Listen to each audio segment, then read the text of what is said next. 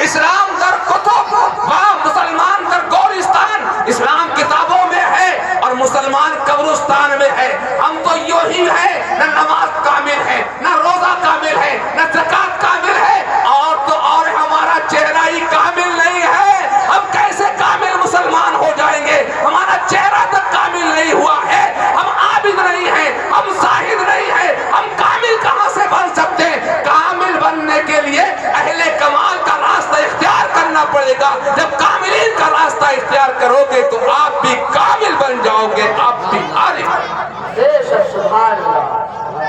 فیض تھا جن کا جہاں میں، او سبحان اللہ، جھوم کے رہیے، فیض تھا جن کا جہاں میں، وہ نفوس قدسیہ کیا ہوا افسوس اب ان کا پتہ ملتا نہیں، کیا ہوا افسوس اب ان کا پتہ ملتا نہیں۔ پیر تو ملتے ہیں کتنے، کیا کمی پیروں کی؟ دو سے کہیے، اب نہ مریدوں کی کمی ہے نہ پیروں کی کمی۔ ہم تو ایسے مرید بھی دکھائیں گے جنہوں نے 10 کا ہاتھ پکڑا ہے، میں کسی کا پکڑا ہی نہیں کہا جیسے کس کا 10 کا ہاتھ پکڑ لیا۔ مجھ سے نوری میاں کہتے ہیں اور پیر کہتے ہیں کہ آپ اس میں آپ پڑھتے کیوں نہیں ہیں، آپ مرید کیوں نہیں کرتے ہیں؟ تو میں نے کہا حضرت، میں جس کو مرید کرنا چاہتا ہوں وہ سچا ہونا چاہیے، اور مجھے معلوم ہے کہ 10 کا ہاتھ پہلے پکڑ لیا ہے اور 10 کا بعد میں پکڑے گا۔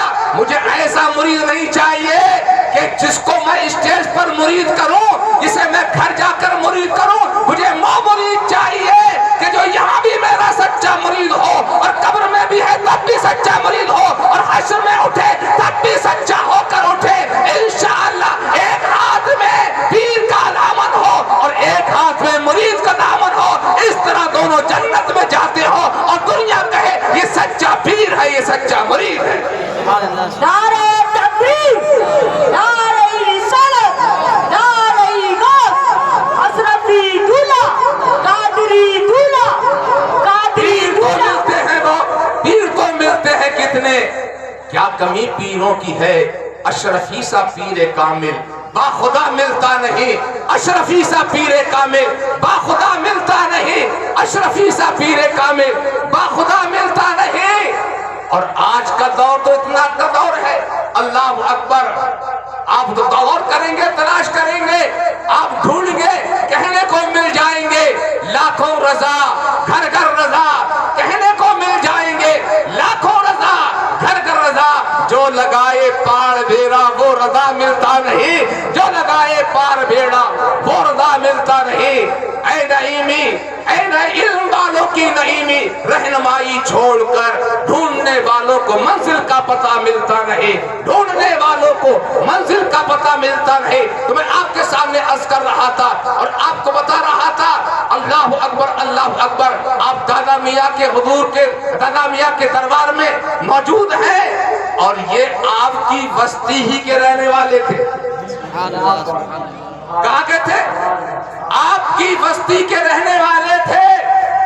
ان کے شب و روز آپ نے دیکھے، انہیں سمجھا، اور آپ جانتے ہیں کہ گھر والے کو جلدی گھر والے سمجھ نہیں پاتے ہیں، اور گھر والے سمجھ لے تو سمجھ لیے وہ کتنا کامل ہوگا، کیونکہ وہ اس کا اٹھنا، اس کا بیٹھنا، اس کا سونا، اس کا جاگنا، اس کا چلنا، اس کا لباس پہننا، سب کچھ دیکھ رہے ہیں۔ اپنی نگاہوں سے دیکھنے کے بعد بھی شریعت مطہرہ کے خلاف ورزی انہوں نے اختیار نہیں کی، تبھی تو آپ نے تسلیم کر لیا اور آپ نے مان لیا۔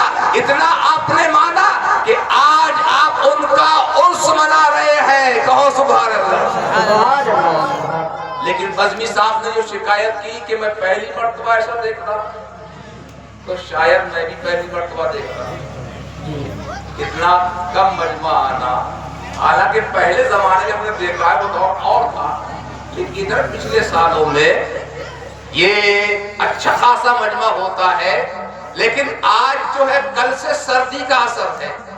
پیارے چلے تو آئے गरम लिबास पहना नहीं, रास्ते में ठंड लग गई, उल्टे कदम वापस हो गए कि अब ये सर्दी हमें गिरा देगी और ये हमें माफ नहीं करेगी। आप सट के बैठ जाइए, इंशाअल्लाह अज़्ज़ा वजल आपको फायदा होगा। मैं आपके सामने अर्ज करना चाहता हूँ, बहुत अच्छा मैं बोल रहा है, लेकिन खतीब के लिए ईगो की ज्यादा जरूरत नहीं पड़ती है।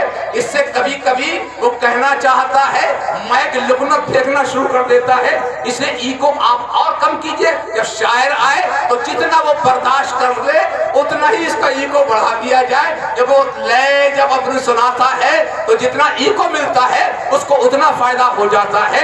अच्छा, बहुत से खतीब भी ईगो चाहते हैं, लेकिन हम लोग चूंकि बातों के अंदाज में बोलने के आदी है और चाहते हैं कि ईगो कम से कम होना चाहिए ताकि अपनी बात को अपनी कौम तक सही मानों में पहुंचा दिया जाए।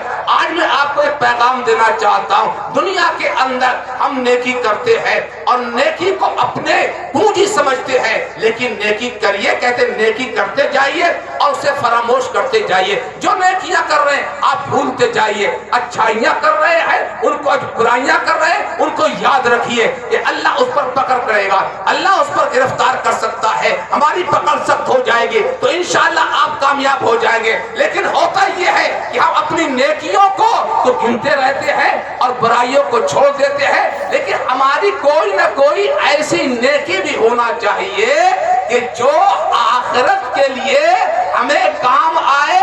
और बहुत सी बातें ऐसी होती हैं कि दुनिया में बज़ाहिर बहुत हल्की होती हैं, लेकिन आखिरत में बहुत भारी होती है। सुभान अल्लाह। कुछ न कुछ अमल ऐसे होते हैं, आपको मालूम होगा कि हजरत मूसा अलैहिस्सलाम के ज़माने पाक का वाक़या कि जादूगर आपके पास आए, कुछ न कुछ खूबियां अपने अंदर पैदा की, अच्छे अखलाक अपने अंदर लाइए। अच्छे अखलाक वाले जन्नत में ज्यादा जाएंगे। अखलाक एक नेमत है, नेक लोग नेकी करते हैं और इस नेकी का रास्ता इख्तियार करते हैं, तो जो अच्छे अखलाक इख्तियार करते हैं वह इंशाअल्लाह जन्नतुल फिरदौस में जाएंगे इंशाअल्लाह अज़्ज़ा वजल। तो मैं आपके सामने अर्ज कर रहा था कि हजरत मूसा अलैहिस्सलाम के ज़माना पाक का वाक़या है कि हजरत मूसा अलैहिस्सलाम के सामने जादूगर आए थे। तवज्जो है आपकी, कौन आए थे?